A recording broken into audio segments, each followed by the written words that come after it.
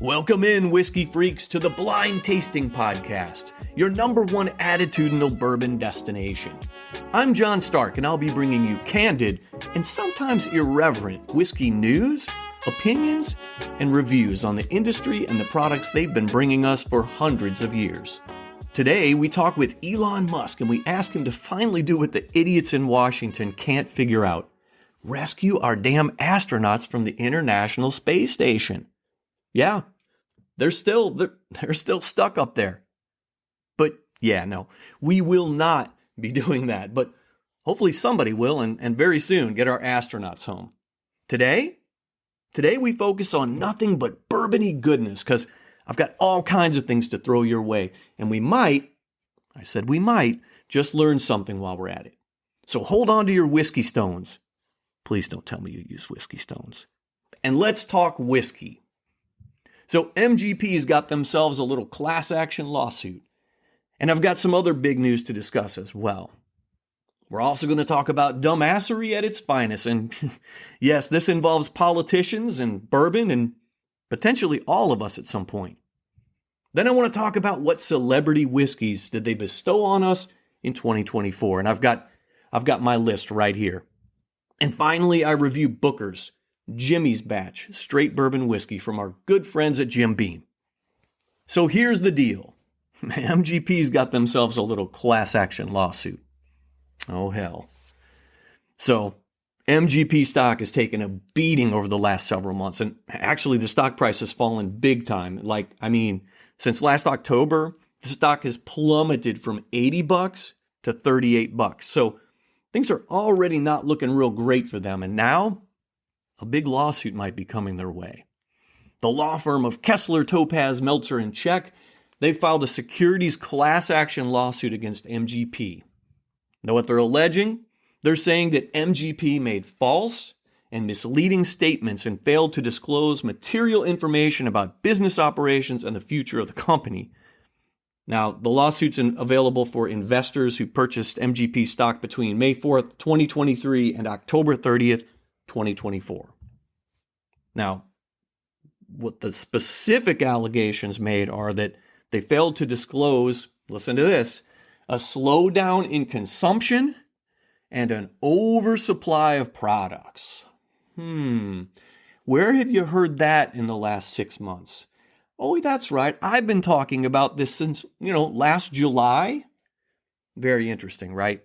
They also allege that positive statements about the company's business were allegedly misleading or lacked reasonable basis. So the deadline to apply for this class action, I think, is February 14th of this year. And just to cover my ass, and full disclosure, I do own MGP stock, and I am not eligible for this lawsuit, and I also do not endorse the lawsuit in any way. This is not financial advice here. This is for information, so you guys know what the hell's going on in the whiskey world. And side note, I want to talk a little bit about Brown-Forman real quick, because I brought them up a couple episodes ago when they had a bit, and when I say a bit, a very small bit of good news. Yeah, so that's no good anymore. Brown-Forman has continued to drop like a rock lately. Their stock was up to $60 a share last March. Now it's $37 a share. And the worst thing is it's fallen 35% in just the last year. So what do things look like for Brown-Forman for next year? Well, the company anticipates that they're going to have net sales growth of 2 to 4% for fiscal year 2025. And they say that'll be due to strong international sales and stable inventory dynamics. Now, I don't know all that gobbledygook talk there. I don't know. But what do I think about it? Well, I think they're going to keep dropping. I don't want them to keep dropping. Believe me, I love Brown-Forman. I love MGP, by the way. But I really do think things are going to get worse before they get better. I'm not a financial advisor. Pay no attention to my ramblings, but I really don't think that things look good at this point. So, what kind of dumbassery do the politicians have in mind for us now?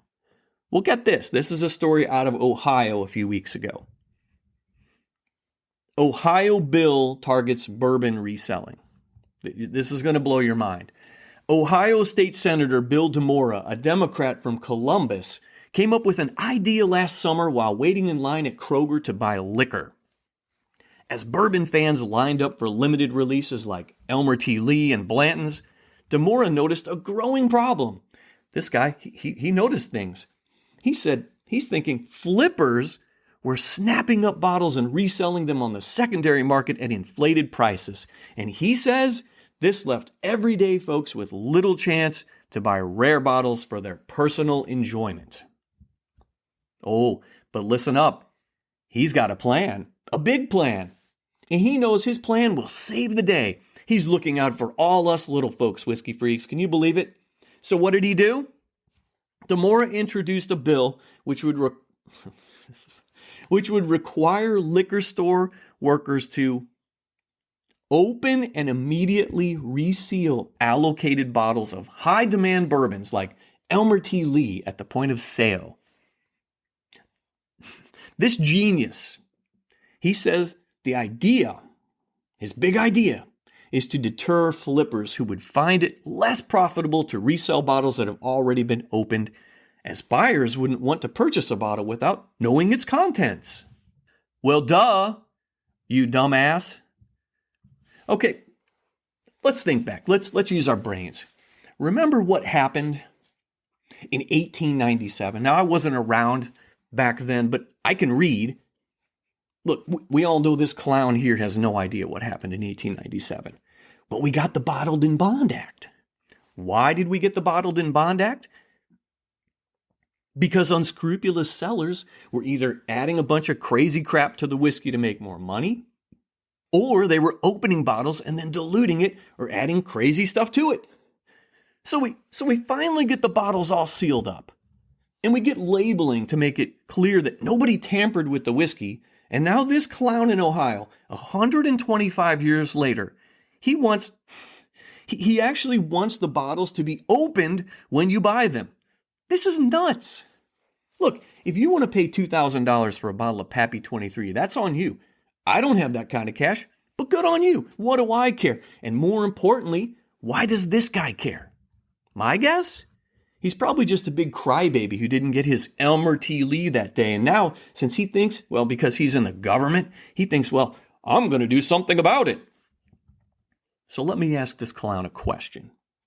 What happens when you want to buy a bottle as a gift for somebody who's a big whiskey fan, like a whiskey freak, for example?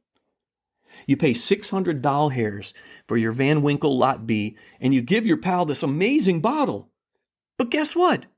The dude at the liquor store had to open it and then somehow magically reseal it based on what this dumbass in Ohio thinks should happen here? So again, this is just retarded. This just opens up the possibility that shady liquor stores, and you guys know which ones I'm talking about. We've all been in those shops. Shady liquor stores could tamper with your bottle of whiskey. And that's exactly what we got away from 125 years ago. You ever go to Walmart and buy soda or wine or say a box of Pop-Tarts and you get home and the stuff's been opened? Oh, but good news, some 17-year-old worker in the back room at Walmart, quote, resealed it, so you're all good, right? Look, this is stupidity at its finest. And this doofus, DeMora, he plans to reintroduce the bill this year along with additional measures to make it easier for regular consumers to purchase limited release liquors. One such idea, he says, listen to this, it would involve state-funded display cases that unlock at random times throughout the day, preventing insiders from getting early access. Okay, so we already wait in lines in the parking lot. Now we're going to all camp out around this machine that opens randomly throughout the day inside the liquor stores. And guess how they'll pay for these magical open sesame style liquor cases? Yeah, you guessed it. They're going to raise taxes on us. That's exactly how they'll do it. The folks who buy the liquor, that's us. So your prices are going to go up anyway. Look, anytime the government gets involved, prices skyrocket. And that's just what we need more of, right? The state, the government clowns, we need them to get involved in something. They clearly, and this guy's a perfect example, they have no clue what the hell they're doing. Okay, not to get too political here, but this guy's got to get voted out. If he wants to get involved in how we enjoy our whiskey, what other crazy ideas does he have up his sleeve for the folks in Ohio? Much less the rest of us if this were to catch on. And God help us if it catches on across the country or the world. It would be total insanity. Okay, I got that little gem off my chest. You just can't make this shit up. Okay, so good news from now on. We're going to talk good news today, I promise. And the good news is from Buffalo Trace the other day. And this might just be anecdotal, and it may just be a temporary thing, but the other day, and I couldn't believe this, they actually allowed folks at the gift shop to get whatever they wanted. Yeah, I mean, whatever. So they were letting folks, okay, not whatever, but the stuff you normally can get, just like one bottle of every 90 days, like Eagle Rare, Blanton's, E.H. Taylor, Weller Special Reserve. So how it normally works is you get whatever the allocated bottle for the day is that they put out. And they do this random thing. But for the first time I've ever seen it, they put everything out on the floor, all at once. So folks were going crazy. They were carrying one of each of them out with great big grins on their faces. And I think this is at least a glimmer of good news for everybody. Maybe this means the glut we're currently experiencing in the whiskey world is trickling down to us, maybe making it a little easier to get this stuff. A girl can dream. I've got more big news to tell you about, and this news is about Old Forester 1924. It's back. They just announced that for the second year in a row, 1924 is going to be on the shelves for us to enjoy. And as usual, instead of being made from the normal Old Forester mash bill, the 72 corn, 18 rye, 10% malted barley, 1924's recipe is 79 corn, 11 rye, 10 malted barley. It's going to be aged for 10 years, and it's going to be bottled at 100 proof. So 1924 goes on sale at the Whiskey Road Distillery at their place there in Louisville. It looks like starting January 10th with a price tag of $120. So that is exciting, good news. And even more great news here for the new year 2025, kids. New Riff will now be available in all 50 states. The Newport, Kentucky distiller, last year I think they got up to 30 states, but now they are proud to announce they're going to be in all 50 states. You're going to be able to get your hands on New Riff core products like their bottled in bond bourbon, their bottled in bond rye, the single barrel bourbon, single barrel rye, 8-year-old bourbon, and 8-year-old rye, and not to be left alone, their 6-year-old malted rye whiskey. Now, we've had New Riff here in Illinois for a while, but now everybody can give it a try. I've heard good things about them. They've only been around since 2014, so I feel like they've really accomplished a lot in their short amount of time. So it's very cool for them, and it's very cool for all of us. And now, for some breaking news, actually. Old Commonwealth Distillery is coming out with a 16-year-old bourbon whiskey next month. They're going to call it Colonel Randolph 16. It is a Kentucky straight bourbon whiskey. It's a single barrel, and it comes in at 106 proof. It's got a 75 corn, 13 wheat, 12% malted barley mash bill. It's going to be released February 6th, but it's going to be their online release. So you need to become an Old Commonwealth VIP. So go to their website, sign up. It's easy to do it. I did it.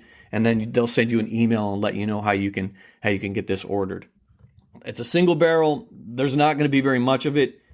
And so you're going to probably want to get out there and do your due diligence beforehand if you want to grab a bottle. I don't know what the price is, but you can imagine it'll be a lot since this is a rekindled version of something Julian Van Winkle created back in the 90s. So you may have to see if you can sneak the credit card out of your wife's purse and grab up one, because it's going to go quick for sure. Well, I want to talk about celebrity whiskeys, and normally that's not a subject I like to broach, but I wanted to look back and see, where are we? What did they bestow on us in 2024? And I've got my list here. This is by no means a complete and total list. It's just the list that I made throughout the year. So we're going to start off with Beyonce's Sir Davis whiskey. Came out in August. Beyonce launched Sir Davis, this American whiskey named after her great-grandfather, Davis Hogue. He was a Prohibition-era moonshiner, so I don't know why we did whiskey. But anyway, so Sir Davis features a mash bill of 51 rye, 49% malted barley, which is also a little unusual. It's aged in American oak barrels and finished in Pedro Jimenez sherry casks. So sounds pretty good, actually. And the whiskey's bottled at 44% ABV, 88 proof. That's a little bit below where I'm excited, but it's actually received a lot of positive reviews from some folks. So I've not sampled it, nor will I be spending the $100 for it, because A, I think the bottle looks like a perfume bottle, and I just can't get those aromas of grandma out of my head when I see it. And B, it's 88 proof, and like I said, that's not exciting to me. Now, if I had a sample, I'd review it, but I'm not in a big hurry. So next we go to country music star Dierks Bentley. He puts out good music, by the way. Go on to Spotify, check him out. He came out with Row 94 Bourbon. I mentioned this on the pod several months ago. He introduced Row 94 Bourbon last year with the idea of country music being 3 chords and the truth. So he's taken that idea with his whiskey and he's using the tagline, 3 ingredients and the truth. Okay, whatever.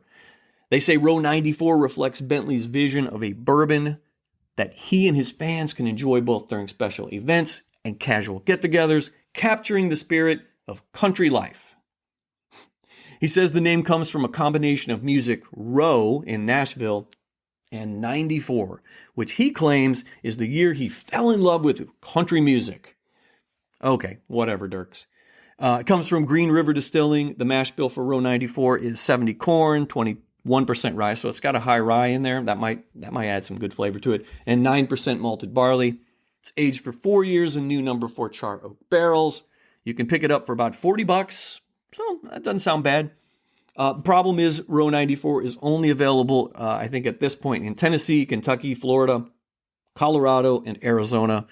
I think they're going to try to expand here in 2025. I don't have those states yet, so I'll check it out, and if I see something, I'll mention it here on the pod. You can purchase a bottle directly from their website if you want to see what it's all about. Chris Stapleton's Traveler Whiskey.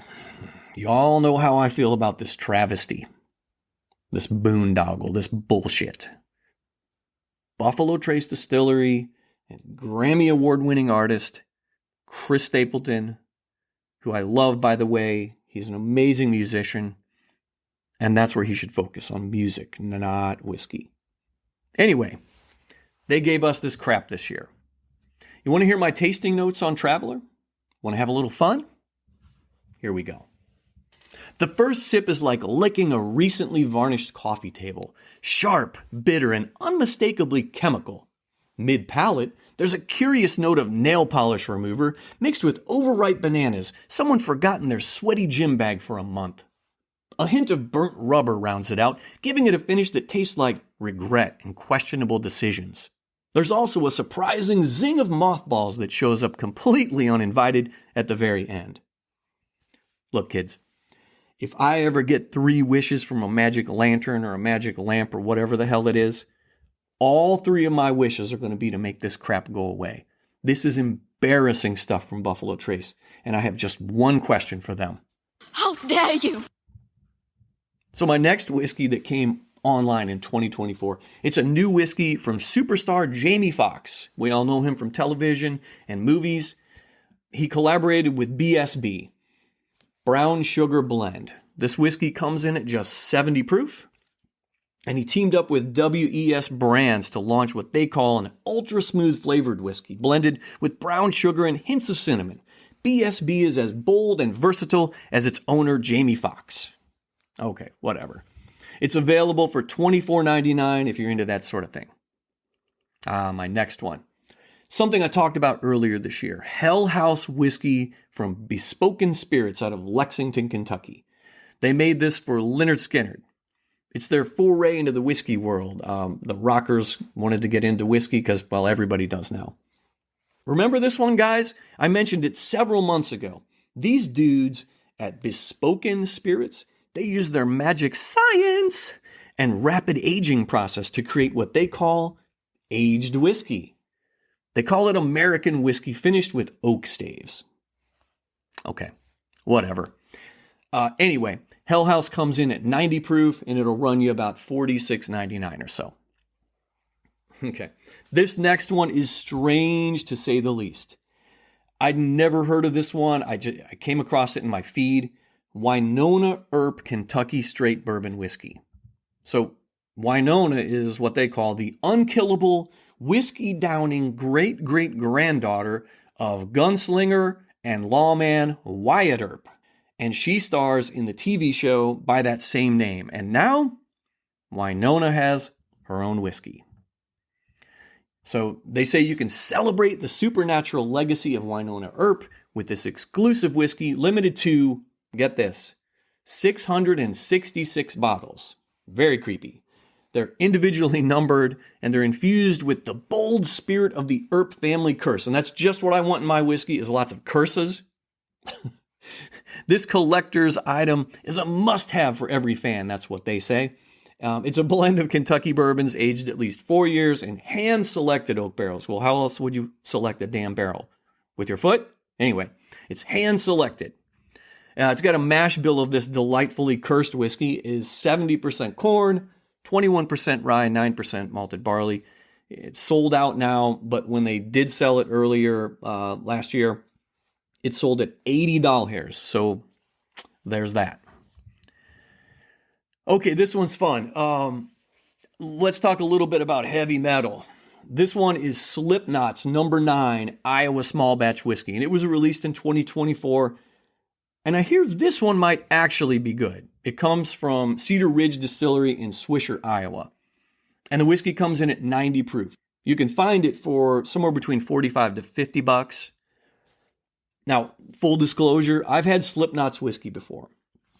I got to try Slipknot's Iowa Anniversary whiskey, and that was released in August of 2021. It was a limited edition bottle created to celebrate the band's 20th anniversary for their second album called Iowa, because that's where they're from. It came in at 103 proof. It was a blend of 3 to 4 year old straight rye and straight bourbons, mashed, fermented, distilled, and aged at, once again, the Cedar Ridge Distillery in Iowa. And guess what? It was terrible. My opinion, it was terrible. Maybe this one's good. You want to get freaked out? Google these dudes in Slipknot. Scary bunch. All I'm going to say. But they've got at least one Grammy Award, and they've got a pile of other metal awards. So, hey, if metal's your thing, you may want to add them to your Spotify and rock out with some number 9. Next on my list is the Smashing Pumpkins. They launched the Few Smashing Pumpkins bourbon. It's a 93 proof bourbon. It's a collaboration between the band and Few Spirits out of Evanston, Illinois. So it's crafted with a unique twist, because everybody's got to have a unique twist, right?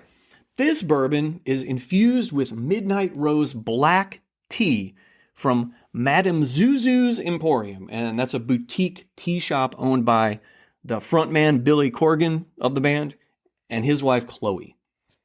This stuff is aged for 4 years, and you can find it for anywhere between $45 to $50 for the 750, and that's very interesting.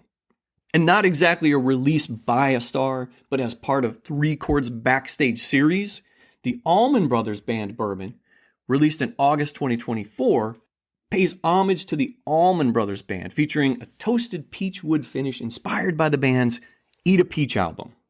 Who knew? It comes in at 95 proof and will only set you back $50, so it might be worth a try. And now, whiskey freaks, it's time. Let's get to the fun part, my review. And today I'm cracking open a bottle of Booker's 2024-04 Jimmy's Batch Bourbon. It's the 4th and final batch of Booker's bourbon for 2024, and it's a tribute to the cherished friend of the No family, Jimmy Russell. Turns out he was a very close friend to Booker No, and kind of a second father figure to Fred. So they're paying homage to Jimmy in really a very special way. And what I find remarkable, and I wonder if you see this in other aspects too of life or business or wherever, an icon or a superstar like Jimmy Russell, he's buddies with other icons in the industry. And I guess it's kind of like LeBron and Steph Curry, or like Steve Jobs and Bill Gates.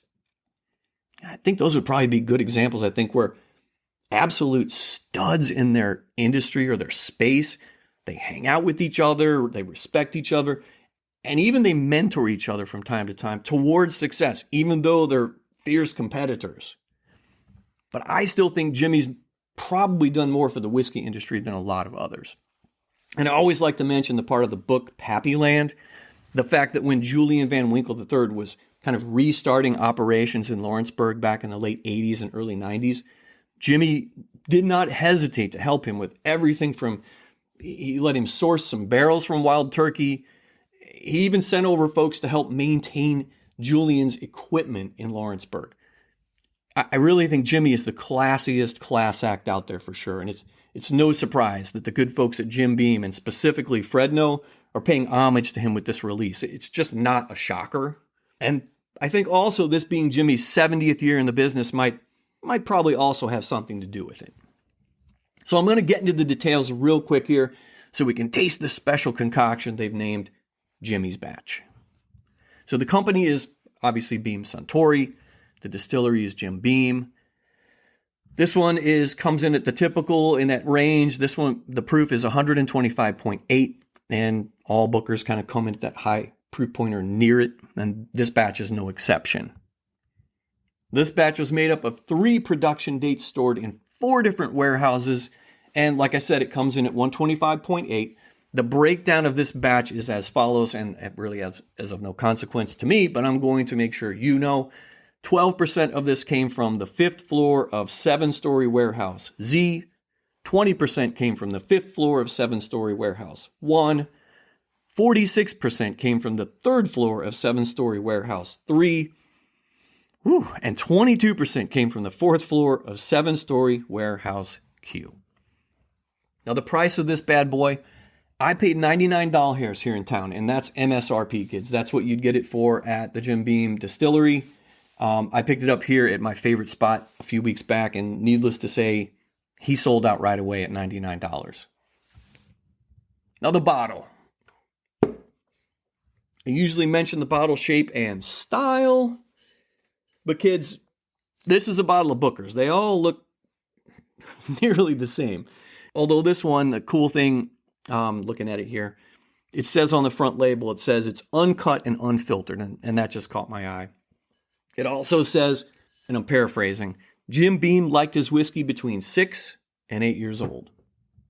The age, the segue off of that, this bottle of Jimmy's Batch is aged exactly 7 years, 9 months, and 19 days. So again, it's making sense to me, kids. That's what I like about what Jim Beam does. At least most of the time. They make sense. They say what they're going to do. They stick to tradition. Sometimes they get a little jiggy with it, but most of the time you know exactly what you're getting. I love that. I think Buffalo Trace and quite a few other big boys, they could learn a thing or two from Jim Beam. Fredno, Freddie, that's just me. So the mash bill. The mash bill of this Booker's is 77 corn, 13 rye, 10 malted barley, and that's the standard mash bill at Jim Beam. So see again, with the tradition and the transparency, you know what you're getting here. Maybe some folks would call it boring. I kind of like that we don't have to have a PhD in chemical engineering to figure out simple things like a mash bill. Okay, today I am tasting with my Glencairn, my favorite limestone branch Glencairn actually, and I need to crack this bottle open so we can get into it. Okay, one thing I really don't like about Beam, all this damn wax everywhere. Is it just me? This stuff gets everywhere when you peel open the damn bottle.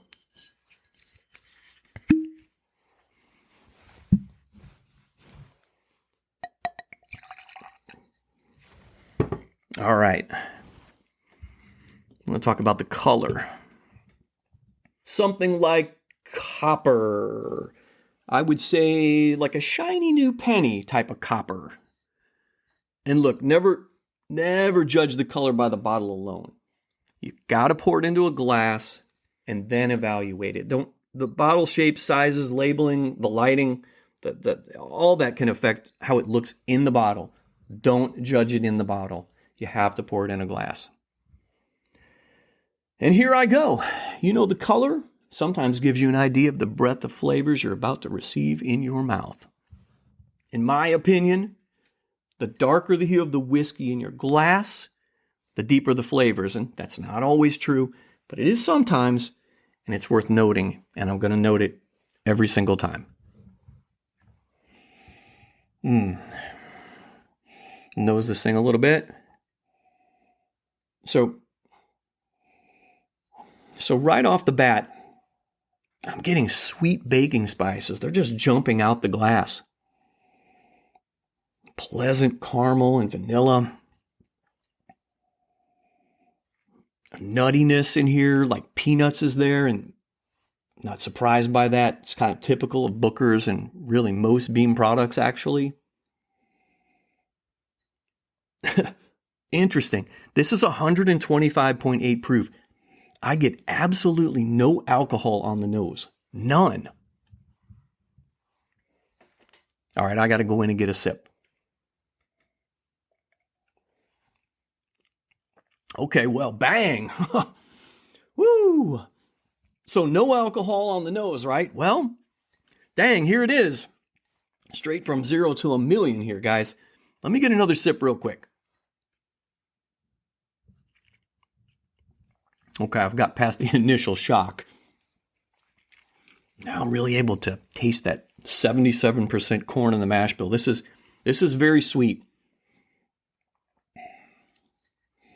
I'm getting, obviously, those baking spices are now coming through on the palate, and I'm getting cinnamon.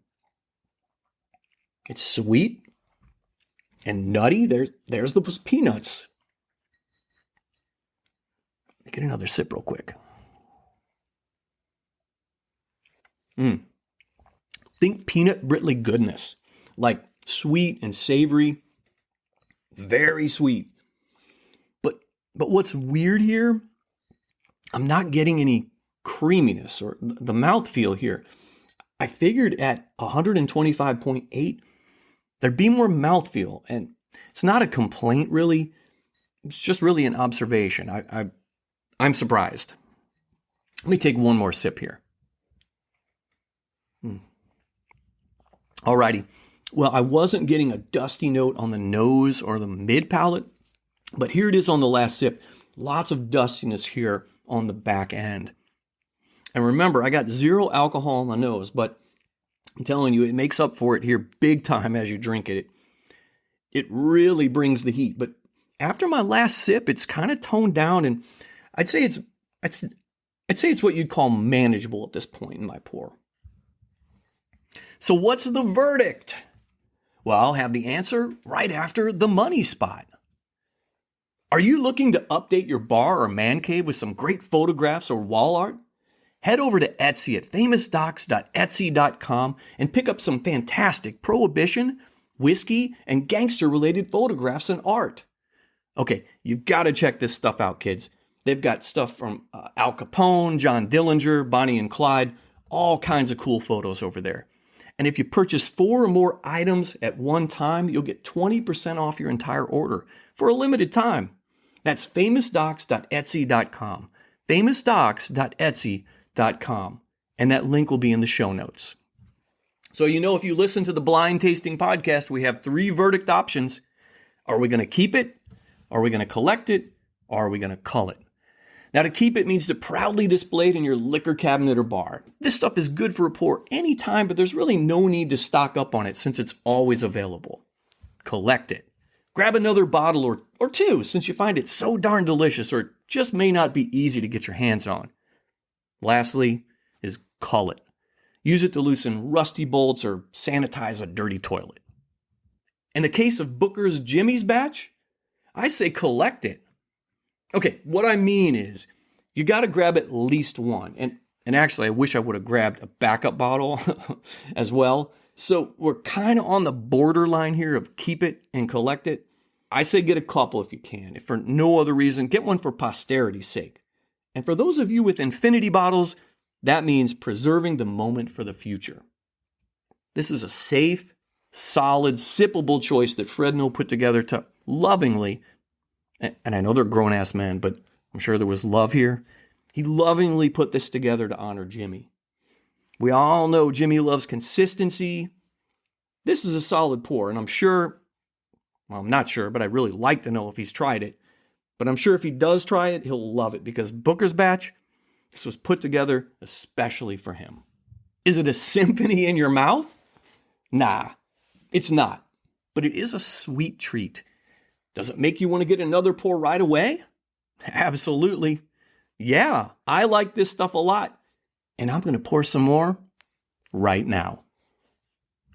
And folks, don't forget to swing by the Facebook or the Instagram at Blind Tasting Podcast. Like, follow, all that good stuff. Don't forget to go to Apple or to YouTube or to Spotify or any of the places. We're everywhere. Like, follow, subscribe.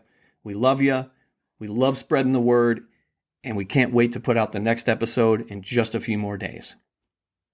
Last but not least, I got to give a shout out to the farmers, the distillery production guys and gals, the warehouse workers, the bottlers, and the truck drivers. They're the ones that make it happen, kids. So cheers to all of them. Well, that's all I got for today, Whiskey Freaks. Thanks for listening to the Blind Tasting Podcast, your #1 attitudinal bourbon destination.